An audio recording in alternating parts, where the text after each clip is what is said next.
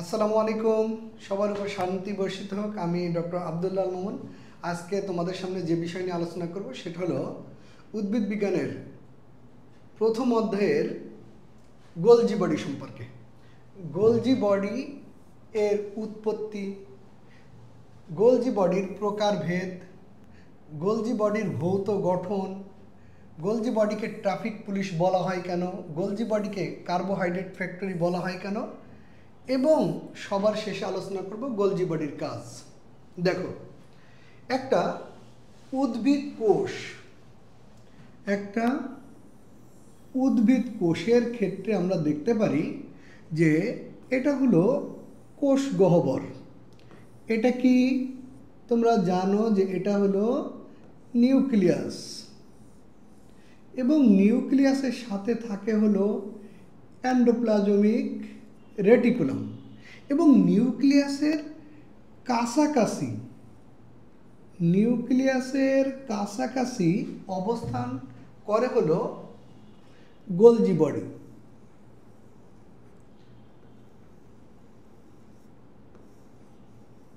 নিউক্লিয়াসের কাছাকাছি অবস্থান করে কি গোলজি বডি। তাহলে এটা হলো গোলজি বডি।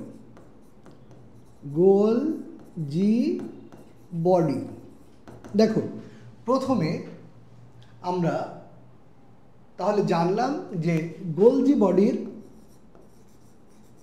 অবস্থান। তাহলে দেখো, গোলজি বডি অবস্থান করে হলো তোমার নিউক্লিয়াসের কাছাকাছি, এবং এরপর আমরা জানব গোলজি বডির উৎপত্তি। গোলজি বডির উৎপত্তি নিয়ে যে কথাটা বলা আছে সেটা হলো গোলজি বডি বলতেছে যে সম্ভবত এটা উৎপত্তি হয় মসৃণ এন্ডোপ্লাজমিক রেটিকুলাম হতে। দেখো, আরেকবার বলতেছি। তাহলে গোলজি বডি এটা অবস্থান করে নিউক্লিয়াসের কাছাকাছি এবং এটার উৎপত্তি হয় মসৃণ এন্ডোপ্লাজমিক রেটিকুলাম হতে। গোলজি বডি একটা চিত্র যদি অঙ্কন করি তাহলে আমরা দেখতে পারবো যে এর চারটা অংশ রয়েছে চ্যাপ্টা আকৃতির, এবং এর দুইটা ডিরেকশন অনেকটা নিউক্লিয়াসের দিকে, আর দুইটা ডিরেকশন হলো কোষ ঝিল্লির দিকে। কোষ ঝিল্লির দিকে দেখো, এটাই হলো গোলজি বডি।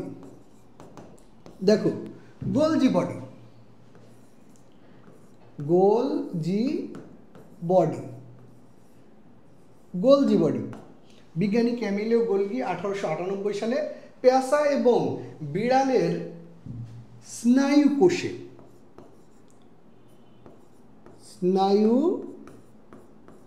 কোষে গোলজি বডি আবিষ্কার করে। বিজ্ঞানী ক্যামিলিও গোলজি ছিলেন একজন স্নায়ু তত্ত্ববিদ। উনি কি ছিল? স্নায়ু তত্ত্ববিদ।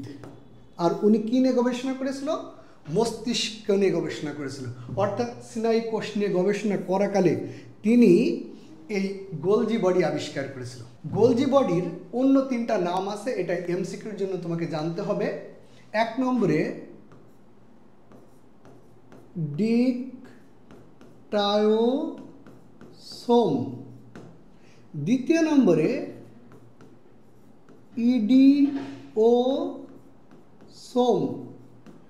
আরেকটা হলো লাইপোকন্ড্রিয়া। তাহলে দেখো, গোলজি বডি ক্যামিলিও গোলজি 1898 সালে পেয়াসা এবং বিড়ালের স্নায়ু কোষে এই গোলজি বডি আবিষ্কার করে, এবং উনি একজন ছিলেন স্নায়ু তত্ত্ববিদ। এবং এই গোলজি বডির আরও 3টা নাম তোমার এমসিকিউর জন্য জানতে হবে। 1 নম্বরে এটা আরেকটা নাম হলো ডিকটায়োসোম, 2 নম্বরে ইডিওসোম, আরেকটা হলো লাইপোকন্ড্রিয়া। এবং গোলজি বডির ভৌত গঠনে দেখা যায় যে এদের যে চ্যাপ্টা আকৃতির যে অংশগুলো, এখানে চ্যাপ্টা আকৃতির কয়টা অংশ দিয়েছি? চারটা। এই চ্যাপ্টাকৃতির সমগ্র অংশের নাম হলো সিস্টার্নি। কিন্তু আকৃতিগতভাবে এই গোলজি বডি আবার তিন প্রকার হয়ে থাকে। যেটা তুমি দেখলে চ্যাপ্টা, এটা হলো সিস্টার্নি। কিন্তু দেখা যায় যে উপরের দিকে কিছু বড় গহ্বরযুক্ত অংশ, গোলাকৃতির অংশ দেখা যায়। এগুলোর নাম হলো ভ্যাকিউল। এটার নাম হলো ভ্যাকিউল। আর পরিধির দিকে কিছু ছোট গহ্বরযুক্ত গোলাকৃতির গোলজি বডি দেখা যায়। এগুলোকে বলা হয় ভেসিকল। দেখো তাহলে আকৃতিগতভাবে গোলজি বডি তিন প্রকার। যেটা হলো চ্যাপ্টা আকৃতির, এগুলোকে বলা হয় সিস্টার্নি। আর যেটা আকৃতিতে বড় কিন্তু গোল, এগুলোকে বলা হয় ভ্যাকিউল। আর যেটা হলো আকৃতিতে ছোট কিন্তু গোলাকার, এগুলোকে বলা হয় ভেসিকল। দেখো কিন্তু এই গোলজি বডি যেগুলো চ্যাপ্টা আকৃতির, এই চ্যাপ্টা আকৃতির কেন্দ্রের দিকের অর্থাৎ নিউক্লিয়াসের দিকের প্রথম যে চ্যাপ্টা আকৃতির যে গোলজি বডি, এটাকে বলা হয় সিস ফেস। কারণ এদের যে ডিরেকশন, প্রথমটার যে ডিরেকশন সেটা হলো কেন্দ্রের দিকে, নিউক্লিয়াসের দিকে, অর্থাৎ এটাকে বলা হয় সিস ফেস। আর পরিধির দিকে যেটা আছে এটাকে বলা হয় ট্রান্সফেস। এটা মূলত এদের ডিরেকশন। দেখো প্রথমটার ডিরেকশনটা নিউক্লিয়াসের দিকে, পরেরটা তোমার পরিধির দিকে অর্থাৎ প্লাজমা মেমব্রেনের দিকে। এবার দেখো এই সিস্টার্নিগুলো যেটা হলো তোমার নিউক্লিয়াসের দিকে থাকে, এটাকে বলা হয় সিস্টার্না।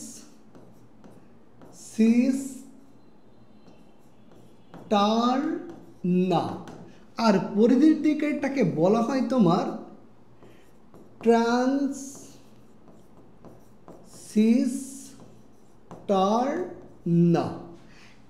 এবং মাঝে যে দুইটা থাকে এদেরকে বলা হয় মিডিয়াল সিস্টার্না। দেখো তাহলে চ্যাপ্টা আকৃতিরগুলোকে বলা হয় সিস্টার্নি, এবং কেন্দ্রের দিকে অর্থাৎ নিউক্লিয়াসের দিকে প্রথম যেটাতে থাকে এই ডিরেকশনটাকে বলা হয় সিস্পেস, এবং পরিধির দিকে যেটা থাকে এর ডিরেকশনটাকে বলা হয় ট্রান্সপেস। কিন্তু কেন্দ্রের দিকের প্রথমটাকে বলা হয় তোমার সিস্টার্না, আর পরিধির দিকের প্রথম সিস্টার্নিটাকে বলা হয় ট্রান্সসিস্টার্না, আর মাঝেরগুলোকে বলা হয় মিডিয়াল সিস্টার্না।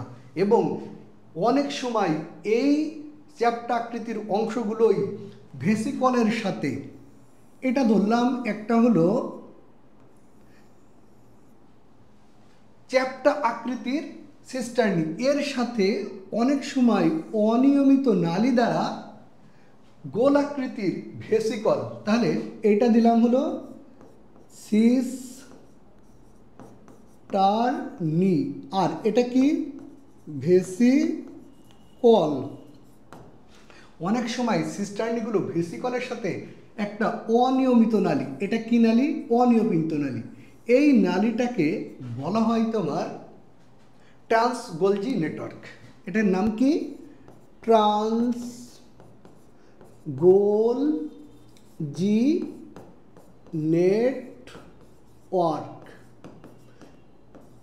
নেটওয়ার্ক। দেখো আমি আরেকবার তোমাদের বলতেছি, ইনশাল্লাহ হয়ে যাবে। গোলজি বডি আবিষ্কার করে বিজ্ঞানী ক্যামেলিও গোলজি 1898 সালে পেয়াসা এবং বিড়ালের স্নায়ুকোষে। এবং বিজ্ঞানী ক্যামেলিও গোলজি ছিল একজন স্নায়ুতত্ত্ববিদ। এবং গোলজি বডির অন্য যে নামগুলো আছে, এক নম্বর কি? ডিকটাসম, ইডিয়াসম, লাইপোকন্ডিয়া। কিন্তু তোমাদের সাথে আমি বলেছি আকৃতিগতভাবে এই গোলজি বডিকে তিনটা ভাগে ভাগ করা হয়, যেটা চ্যাপ্টা আকৃতির সেগুলোকে বলা হয় সিস্টার্নি, এবং যেগুলো আকৃতিতে বড় এবং গোল আকৃতির সেগুলোকে বলা হয় ভেকিউল, এবং যেগুলো আকৃতিতে ছোট এবং গোল সেগুলোকে বলা হয় ভেসিকল। এবং সিস্টার্নিগুলো তোমরা জানো যে পরস্পর অবস্থান করে এবং কেন্দ্রের দিকের, একটা কোষের কেন্দ্রের দিকের অর্থাৎ নিউক্লিয়াস যেদিকে থাকে এই নিউক্লিয়াসের দিকের প্রথমটাকে বলা হয় সিস্পেস, অর্থাৎ প্রথম গোলজি বডি এদের যে ডিরেকশন এটাকে বলা হয় সিস্পেস, কিন্তু পরিধির দিকের যেটা আছে এদের যে ডিরেকশন এটাকে বলা হয় ট্রান্সফেস। কিন্তু এই সিস্পেসের এই প্রথম চ্যাপ্টা আকৃতির সিস্টার্নিকে বলা হয় সিস্টার না, এবং পরিধির দিকের প্রথমটাকে বলা হয় ট্রান্সিস্টার না, আর মাঝের দুইটাকে বলা হয় মিডিয়াল সিস্টারনা।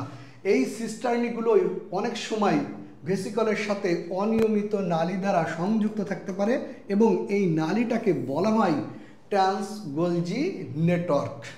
তাহলে গোলজি বডি সম্পর্কে তোমাদের 3 মার্কের কোশ্চেন আসে, যদি আসে তাহলে সুন্দর করে লিখতে হবে। এবং এরপরে আমরা দেখব হলো গোলজি বডির প্রকারভেদ। আমি অলরেডি তোমাদের বলে ফেলেছি যে এটা আকৃতিগতভাবে কয় প্রকার হয়ে থাকে, এটা 3 প্রকার হয়ে থাকে, সিস্টার্নি, ভেসিকল, ভ্যাকিউল।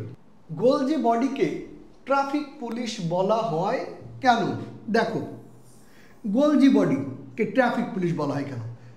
দেখো, তোমরা জানো যে নিউক্লিয়াসের সাথে অবস্থান করে হলো রাইবোজোম এবং এর নিচেই অবস্থান করে হলো গোলজি বডি, এবং উপরের দিকে থাকে হলো ভেকিউল আর নিচের দিকে থাকে হলো ভেসিকল। এবং তোমাদের যেদিন আমি কোষ প্রাচীর পড়াইছিলাম তখন আমি বলেছিলাম কোষ প্রাচীরের মধ্যপর্দা গঠিত হয় সাইটোপ্লাজম থেকে আসা ফ্রাগমোপ্লাস্ট এবং গোলজি বডি থেকে আসা পেকটিন জাতীয় ভেসিকল। তাহলে কোষ প্রাচীর গঠিত হবার জন্য দরকার হলো গোলজি বডিতে থাকা ভেসিকল, আর তোমরা জানো যে ভেসিকলের মধ্যে থাকে হলো পেকটিক অ্যাসিড। দেখো, গোলজি বডি এই কেন্দ্রের থেকে গোলজি বডির মধ্যে থাকা ভেসিকলগুলোকে কোষ প্রাচীর গঠনের জন্য এটা কেন্দ্রের থেকে পরিধির দিকে নিয়ে যায় এবং কি পরিমাণ নিয়ে যাইতে হবে এটাকে পর্যবেক্ষণ করে, যার কারণে এটাকে বলা হয় তোমার ট্রাফিক পুলিশ। দেখো, ট্রাফিক পুলিশ এর কাজ কি? এর কাজ হলো তোমার গাড়িগুলোকে নিয়ন্ত্রণ করা। তেমনই দেখো যে গোলজি বডি এর মধ্যে আছে কি ভেসিকল, এই ভেসিকলগুলো দ্বারা গঠিত হয় হলো কোষ প্রাচীরের মধ্যপর্দা। এবং এই গোলজি বডি যে কাজটা করে কেন্দ্রের থেকে এই গোলজি বডির মধ্যে থাকা ভেসিকলগুলোকে প্লাজমা মেমব্রেন তথা কোষ ঝিল্লি পর্যন্ত নিয়ে যাইতে সাহায্য করে এবং কি পরিমাণ নিয়ে যাইতে হবে এটাকে পর্যবেক্ষণ করে, যার কারণে গোলজি বডিকে বলা হয় ট্রাফিক পুলিশ। এবার দেখো, গোলজি বডিকে কার্বোহাইড্রেট ফ্যাক্টরি বলা হয় কেন? দেখো, রাসায়নিক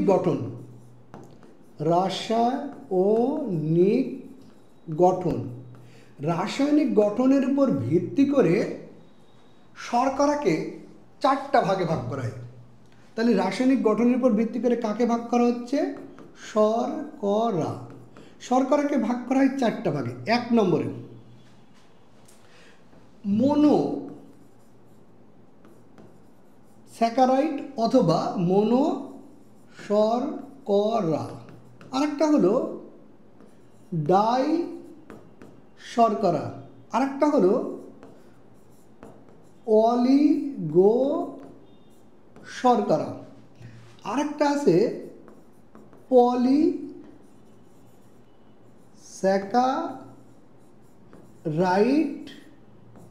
অথবা আমরা বলতে পারি পলি শর্করা। খুব ভালো করে মাথায় নেবা।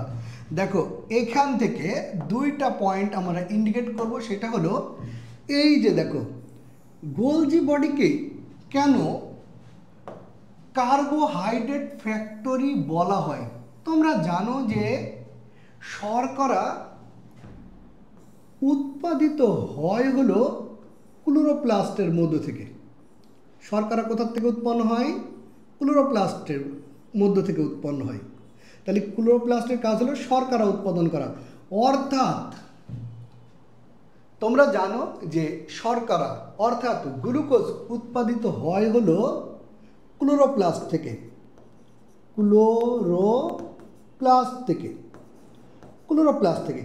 ক্লোরোপ্লাস্ট কি উৎপাদন করলো?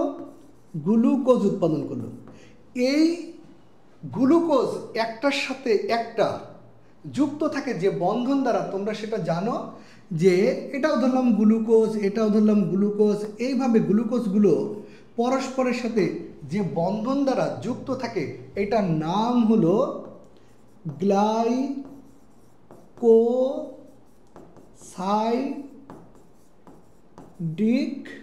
বন্ধন। দেখো, গ্লুকোজ উৎপাদিত হলো ক্লোরোপ্লাস্ট থেকে।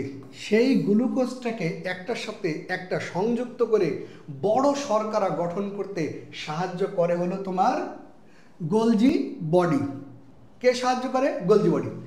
রাসায়নিক গঠনের উপর ভিত্তি করে শর্করাকে ভাগ করা হয় 4টা ভাগে: মনোস্যাকারাইড, ডাইস্যাকারাইড, অলিগোস্যাকারাইড, পলিস্যাকারাইড।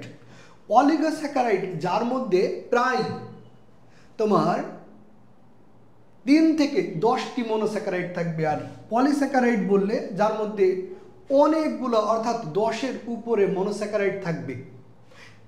আমরা জানি যে গ্লুকোজ উৎপাদিত হয় হলো ক্লোরোপ্লাস্ট থেকে।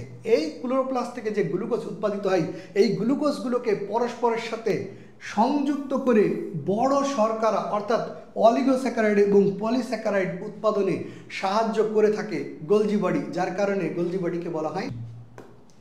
এবার দেখো গোলজি বডির কাজ। তোমরা একটু আগেই দেখলা যে গোলজি বডি অলিগোস্যাকারাইড গঠনে সাহায্য করে, অর্থাৎ অলিগোস্যাকারাইডের পার্শ্ব শিকল সংযুক্ত করে তোমার শর্করা গঠন করতে সাহায্য করে। 1 নম্বর পয়েন্ট। 2 নম্বর, পলিস্যাকারাইড। তোমরা জানো যে শর্করা উৎপাদিত হয় হলো ক্লোরোপ্লাস্ট থেকে, আর ক্লোরোপ্লাস্ট থেকে যে শর্করা বা গ্লুকোজ উৎপন্ন হয় এগুলো পরস্পরের সাথে যুক্ত করে বড় শর্করা গঠন করতে সাহায্য করে, অর্থাৎ পলিস্যাকারাইড গঠন করতে সাহায্য করে হলো তোমার গোলজি বডি। তাহলে 2টা কাজ গেল। 3 নম্বর পয়েন্ট, এরা কোষ বিভাজনের সময় তোমরা জানো যে মাইটোসিস কোষ বিভাজনের 5টা ধাপ: প্রোফেজ, প্রোমেটাফেজ, মেটাফেজ, অ্যানাফেজ এবং টেলোফেজ। টেলোফেজ পর্যায়ে যে মাঝখানে কোষ প্লেট তৈরি হয়। কি তৈরি হয়? কোষ প্লেট। এই কোষ প্লেটটা গঠন করে, তোমরা জানো যে লাইসোজোমের 2টা অংশ ছিল, ভিতরে থাকে হলো এনজাইম, আর এনজাইমগুলো উৎপাদিত হয়েছিল অমসৃণ এন্ডোপ্লাজমিক রেটিকুলাম হতে, এবং বাইরের আবরণটা দান করেছিল কে? Golgi body. এই বাইরের আবরণটা কে দান করেছিল? Golgi body.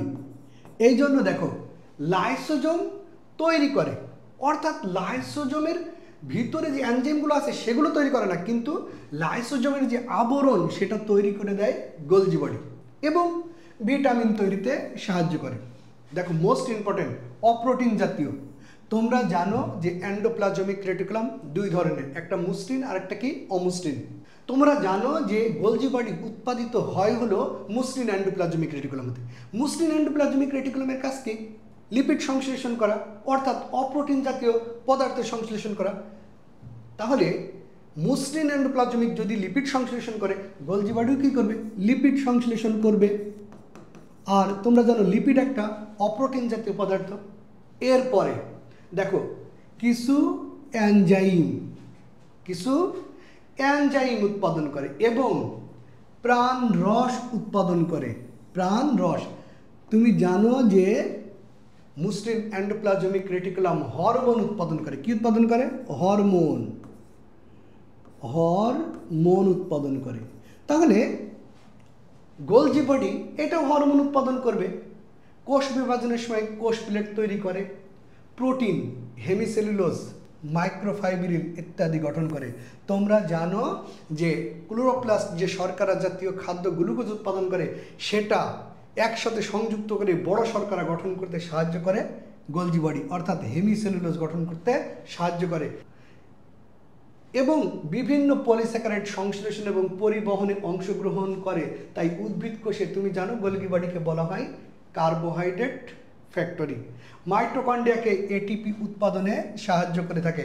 কোষ প্রাচীর গঠনের জন্য প্রয়োজনীয় পদার্থ ক্ষরণ করে। মোস্ট ইম্পর্টেন্ট, শুক্রাণু গঠনে সহযোগিতা করে। কি গঠনে সহযোগিতা করে? শুক্রাণু গঠনে সহযোগিতা করে। তোমরা জানো যে একটা শুক্রাণুর একবারে সামনের অংশ এটা নিউক্লিয়াস, আর এই সামনের অংশ যে অংশটা গঠিত হয় এটার নাম হলো অ্যাক্রোসোম। এই অ্যাক্রোসোম গঠনে সাহায্য করে কে? Golgi body. তাহলে আশা করি তোমরা গোলজি বডির কাজ বুঝতে পেরেছ। আজকে এ পর্যন্তই, তোমরা সুন্দর করে পড়িও। দেখা হবে ইনশাল্লাহ পরের ক্লাসে। সে পর্যন্ত সবাই ভালো থাকিও। আসসালামু আলাইকুম।